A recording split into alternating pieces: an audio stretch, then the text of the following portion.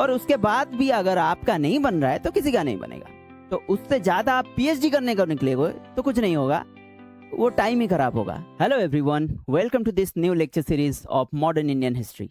आज के लेक्चर में हम मॉडर्न इंडियन हिस्ट्री के जो लेक्चर शुरू किए थे उसका 5वां लेक्चर कंटिन्यू करेंगे। लेक्चर शुरू करने से पहले मैं ये फिर से दोहरा देना चाहता हूँ कि ये लेक्चर किसके लिए है।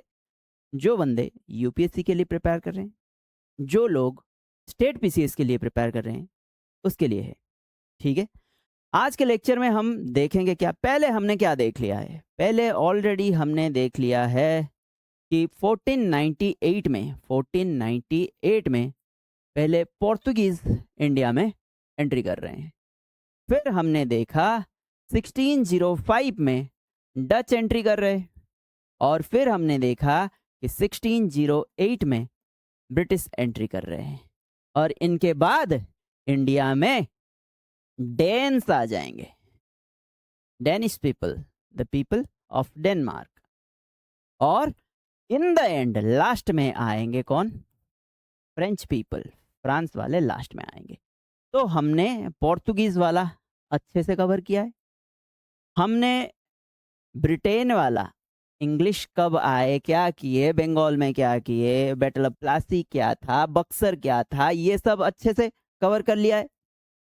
अब आज के लेक्चर में हम थोड़ा देखेंगे डच के बारे में। डच और फ्रेंच और एंग्लो डच राइवलरी क्या था वो देखेंगे, कैसे डच आने के बाद ब्रिटिश और उनके बीच में क्या समझौता हुआ, कैसे फाइट हुआ, ये सब देखेंगे। उसके बाद फ्रांस जो एंट्री किया उसका जो इनिशियल टेरिटरी, उसके बारे में भी थोड़ा बहुत हम जांच करेंगे इस लेक्चर में। अभी इस लेक्चर में क्या होगा कि मैं जितना डाटा दे रहा हूं आपको, जो इंफॉर्मेशन दे रहा हूं, वो इंफॉर्मेशन मैं बोलूंगा नहीं कि एनफ है। उसके ऊपर ये तुम्हारा फर्स्ट लेयर खत्म हो गया है। जो भी लोग नया शुरू कर रहे हैं, जो बेसिक में है, जो कॉलेज में है, ग्रेजुएशन में है, या फिर जो लोग जॉब कर रहे हैं, टाइम नहीं है, आप 3 घंटा के लेक्चर नहीं देख सकते, या फिर 3 घंटा लेक्चर देख के आप कवर कर नहीं सकते। इसीलिए ये शॉर्ट ड्यूरेशन ऑफ टाइम में मैं जितना इन्फॉर्मेशन दे रहा हूँ, जैसे समझा रहा हूँ, वो आपको समझ में भी आएगा, उतना इन्फॉर्मेशन आपको एज ए नोट भी मिल जाएगा। आपको क्या करना है, उसके बाद जब ये खत्म हो जाए, ये सीरीज जब खत्म हो जाए, तो टेस्ट सीरीज लगाना है। जहां पे गलती हो रहा है, जहां पे आपको प्रॉब्लम हो रहा है, जहां पे आप कुछ नए डाटा के कांटेक्ट में आ रहे हैं, वहां सिर्फ आपको ऐड ऑन करना है। यहाँ पे आपको दोबारा नोट नहीं बनाना है, क्योंकि मैंने तो बनाया है ना, I have done so much efforts before this. तो आपको दोबारा से करने की कोई जरूरत नहीं है। आप टेस्ट सीरीज दो, उसके बाद आपका काम बन जाएगा। और उसके बाद भी अगर आपका नहीं बन रहा है तो किसी का नहीं बनेगा। तो उससे ज्यादा आप पीएचडी करने को निकले हो तो कुछ नहीं होगा, वो टाइम ही खराब होगा। भाई बहुत सारे सब्जेक्ट्स है, सबको पढ़ना है, हिस्ट्री पे थोड़ी रहना है, मॉडर्न हिस्ट्री पे थोड़ी रुक जाएंगे। मॉडर्न हिस्ट्री है, एंशिएंट है, मेडिवल है, फिर ज्योग्राफी है, पॉलिटी है, इकोनॉमिक्स है, आर्ट एंड कल्चर है, फिर पता नहीं, लंबा है, लिस्ट लंबा है। ठीक है, तो देखते हैं। तो अभी देखते हैं डच के बारे में।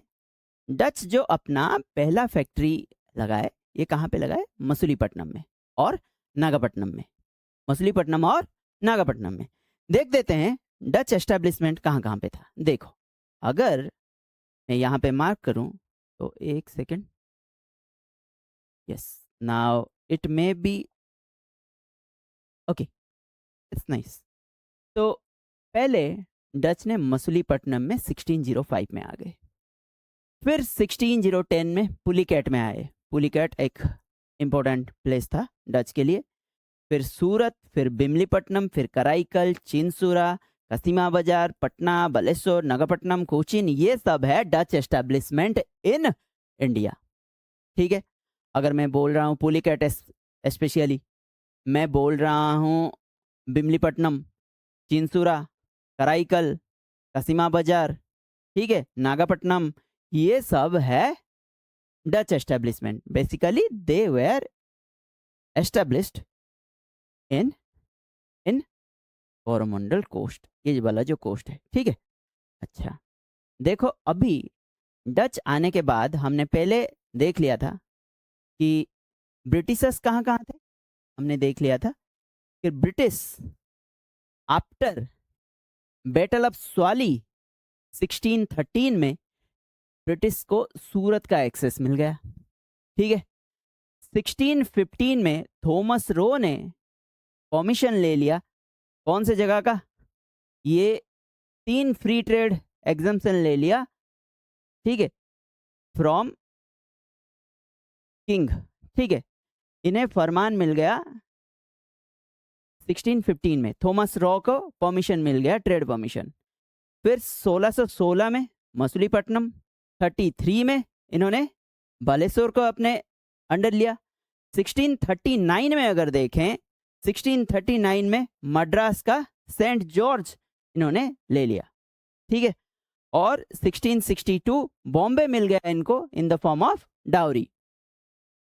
ये था ब्रिटिश सेटलमेंट। ठीक है, अब सिर्फ हमें एक कंपैरेटिव स्टडी करना है कि कहाँ कहाँ डच थे और कहाँ कहाँ ब्रिटिश थे। ये जो डट देख रहे हो, ब्लू डट जो है, जो ब्लू है वो है ब्रिटिश। तो पहले ब्रिटिश को मार्क करते हैं, फिर उसके बाद आगे बढ़ेंगे। ओके, तो देखो ब्रिटिश कहाँ कहाँ पे है, सूरत में है, बॉम्बे में है, बॉम्बे में, ब्रिटिश मद्रास में है, ब्रिटिश बालेश्वर में है 1633 में, इतने जगह पे ब्रिटिश बैठे हैं। अब ये जो डच आ जाएंगे, ये देखो कराईकल, नागपट्टनम, पुलिकट, भीमलीपट्टनम, मसूलीपट्टनम, चिंसूरा, कसीमा बाजार, ये सब है डच एस्टेब्लिशमेंट। समझ में आया? ये मैप में आपको दोनों कैसे कंबाइन होके हैं, कोचीन, वो सब मिल जाएगा, डच और ब्रिटिश का एस्टेब्लिशमेंट। नेक्स्ट हम देखते हैं कुछ इंपॉर्टेंट वर्ड्स देखेंगे। जब डच आ गए, एंटर कर लिए, तो पहले से ब्रिटेन है और ब्रिटेन और डच का क्या होगा, फाइट होगा। पहले से ब्रिटेन नहीं, ब्रिटेन आए थे 1608 में। हालांकि एम्बोना मैसेकर एक इंपॉर्टेंट टर्म आ सकता है। एम्बोना मैसेकर क्या है कि इंडोनेशिया में एक ब्रिटिश और डच में झड़प हुआ और 10 बंदे ब्रिटिशर्स मर गए। जापान के भी कुछ लोग मरे थे, 10 बंदे ब्रिटिशर्स मर गए। इसे बोला जाता है एम्बोना मैसेकर। कभी सवाल आएगा कि Amboyna massacre is related to which two party, Dutch और ब्रिटिश की लड़ाई के बारे में है। अब 1667 में डच और ब्रिटिश वाले ये दोनों डिसाइड किए कि भाई ये झगड़ा से कुछ नहीं होने वाला है, हम एक काम करते हैं, स्प्लिट कर देते हैं, जगह स्प्लिट कर देते हैं। डच बोले कि हम इंडोनेशिया में रहेंगे, you don't interfere in Indonesia, Britain वालों को बोला। एंड ब्रिटेन वाले बोले कि इंडिया में तुम मत आओ, तुम इंडिया छोड़ दो, हम इंडोनेशिया छोड़ देंगे। तो ऐसे इन दोनों में स्प्लिट हो गया, जिसके कारण इन दोनों का और ज़्यादा क्लैश नहीं हुआ और डच यहीं तक सिमट गए। फिर हम देखेंगे कि battle of Hooghly, battle of Hooghly, ये जब एम्बोना मैसेकर हुआ था या फिर ये जो कंप्रोमाइज हुआ था 1667 में हुआ था। अब डच थोड़ा बहुत देखो, बैटल ऑफ हुगली या बिदारा में क्या हुआ, I am telling about the time period of 1757। It is a landmark period in Indian history. क्यों? क्योंकि यहाँ पे बैटल ऑफ प्लासी हुआ था। हमने ऑलरेडी पढ़ लिया है बैटल ऑफ प्लासी के बारे में। 1757 में बैटल ऑफ प्लासी हुआ था। बंगाल में ब्रिटिशर्स का स्ट्रॉन्ग होल्ड बन गया है और बंगाल के पास चिंसुरा जगह है, बंगाल के पास चिंसुरा एक प्लेस है जो कि डच एस्टेब्लिशमेंट है। अब डच वाले चिंसुरा जाएंगे, बंगाल के पास होते हुए जाएंगे, और इन्होंने क्या किया, वारशिप्स को लेके अंदर घुसे without any permission from British. समझ में आया? 1757 में after battle of Plassey, British had a strong hold on Bengal. Chinsurah में किस, जो प्लासी के पास चिंसुरा और बंगाल के पास जो चिंसुरा एरिया है, चिंसुरा में इज द एस्टेब्लिशमेंट किसका है, डच लोगों का एस्टेब्लिशमेंट है। जब डच लोग चिंसुरा में जा रहे हैं विद देयर वॉरशिप्स, वॉरशिप्स मतलब वॉरशिप पूजा वाला नहीं, वार वाला शिप लेके जा रहे हैं जब, तो विदाउट परमिशन ले रहे हैं, ब्रिटेन वालों से परमिशन नहीं लिया है और वॉरशिप लेके जा रहे हैं, तब इनमें झड़प होता है और इसे बोला जाता है बैटल ऑफ हुगली और बैटल ऑफ विदरा, जो कि 1757 just 2 years after the battle of Plassey हुआ था। याद रहेगा। इसमें डच लोग बढ़िया तरह से हारे थे और यहीं से डच इंटरेस्ट और डच का एंड हो जाएगा इंडिया में। ओके, इसके बाद रॉबर्ट क्लाइव भी ये विदारा में था। हमने ऑलरेडी देखा है कि प्लासी में भी रॉबर्ट क्लाइव अपना जलवा दिखा चुका होता है और यहाँ पे दोबारा फोड़ देगा। फिर हम देखेंगे फ्रेंच इन इंडिया। पहले देखते हैं कि फ्रेंच का फैक्ट्री कौन कौन सा था। देखो, फ्रेंच का जो ईस्ट इंडिया कंपनी जो था वो 1664 में बना, फ्रेंच ईस्ट इंडिया कंपनी। बाकी सारे जो कंपनी थे वो सब प्राइवेट एंटरप्राइजेस थे, लेकिन ये जो फ्रेंच वाला कंपनी था ना, ये पब्लिक सेक्टर पीएसयू था, मतलब उनका गवर्नमेंट कंट्रोल्ड कंपनी था, गवर्नमेंट वाला कंपनी था। ठीक है, अब इन्होंने सूरत में 1667 में अपना एस्टेब्लिश किया फैक्ट्री। फिर मछलीपट्टनम आ जाता है साउथ में 1669 में। डच का, सॉरी, फ्रांस लोगों का सबसे इंपॉर्टेंट है चंद्रनगर 1673 में, और फ्रेंच लोग जिसके लिए जाने जाते हैं वो है पौंडीचेरी 1674 में इन्होंने फाउंड किया। 1674 में इन्होंने पौंडीचेरी फाउंड किया। लेकिन डच लोगों से 1693 में पौंडीचेरी डच लोगों ने कैप्चर कर लिया फ्रॉम फ्रेंच। समझ में आया? पहले सूरत 1667, मसूलीपट्टनम 1669, चंद्रनगर 1673 और पौंडीचेरी जो फ्रांस का बेस हुआ करता था ये 1674 में एस्टेब्लिश हुआ। हालांकि 1693 में डच ने इस पौंडीचेरी को कैप्चर कर लिया और फिर ट्रीटी ऑफ रॉसिक हुआ, जहां पे कि डचों को बोला जाता है ये पौंडीचेरी को रिलीज करो। जो फ्रेंच सेटलमेंट इंडिया में एस्टेब्लिश होने के पीछे एक बंदे का हाथ था, फ्रैंकोइस मार्टिन। ये बहुत इंपॉर्टेंट पर्सनालिटी है from the perspective of French settlement in India. François Martin क्या बोला है यहाँ पे? मैंने कुछ बातें बोले, जैसे कि फ्रांस का जो सबसे इंपॉर्टेंट सेंटर था वो था चंद्रनगर और पौंडीचेरी। पौंडीचेरी कब एस्टेब्लिश हुआ था? 1674। ठीक है, पौंडीचेरी वाज एस्टेब्लिश्ड इन 1674। फिर ये डचों ने पौंडीचेरी को कैप्चर कर लिया इन 1693 और किस ट्रीटी के तहत उन्हें मिलता है? ट्रीटी ऑफ रॉसिक। मैंने एक इंपॉर्टेंट पर्सनालिटी के नाम बताया, फ्रैंकोइस मार्टिन, जिससे कि from the perspective of French याद रखना जरूरी है।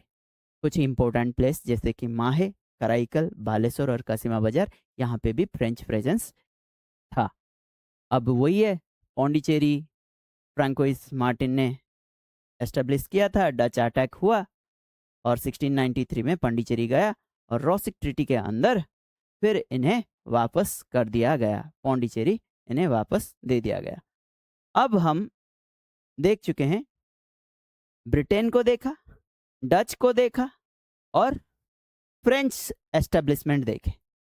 ब्रिटेन और डच का हमने पहले देख लिया था, अब फ्रेंच एस्टेब्लिशमेंट थोड़ा देखते हैं। ग्रीन कलर में जो है देखो, माहे, वन इज माहे, कराईकल, पौंडीचेरी, मसूलीपट्टनम, चंद्रनगर और कसिमा बाजार, ये है फ्रेंच एस्टेब्लिशमेंट। तो इसके साथ फ्रेंच वालों का थोड़ा एस्टेब्लिशमेंट हमने ख़त्म किया। हालांकि फ्रेंच इंडिया में जब हम देखेंगे कि आगे जो डच लोग थे उन्हें इंडोनेशिया मिल गया और ये डेन्स जो थे उनका ज़्यादा व्यापार पे ध्यान नहीं था, वो थोड़ा धार्मिक वार्मिक लोग थे, ठीक है, उनका थोड़ा उस साइड जा रहा था, ठीक है, मिशनरी एक्टिविटी, मिशनरी वर्क के और उनका नज़र था। तो ये जो डेन्स आए, डेनमार्क के लोग जो आए, वो 1616 में कंपनी एस्टेब्लिश हुआ। ट्रांकेबार इम्पोर्टेंट फैक्ट्री है, 1620 में ट्रांकेबार इन्होंने एस्टेब्लिश किया और सेरामपुर बंगाल में इनका एस्टेब्लिशमेंट रहा और फिर फाइनली 1845 में ये फैक्ट्रीज ब्रिटिश को बेच के चले जाते हैं, बिकॉज ये जो डेनमार्क वाले थे इनका मिशनरी एक्टिविटी में ज़्यादा ध्यान था। तो मैंने क्या बोला, पोर्तुगीज आफ्टर 1600 इनका डाउनफॉल चल रहा है, ये सीन से बाहर। फिर जो डच थे, डच वाले इंडोनेशिया चले गए, इंडोनेशिया चले गए। डेन्स जो थे, डेनमार्क वाले, ठीक है, डेन्स जो थे, इन लोगों को मिशनरी एक्टिविटी में ज़्यादा दिलचस्पी थी, ठीक है, तो डच भी गए। रह गया कौन? फ्रांस और ब्रिटेन।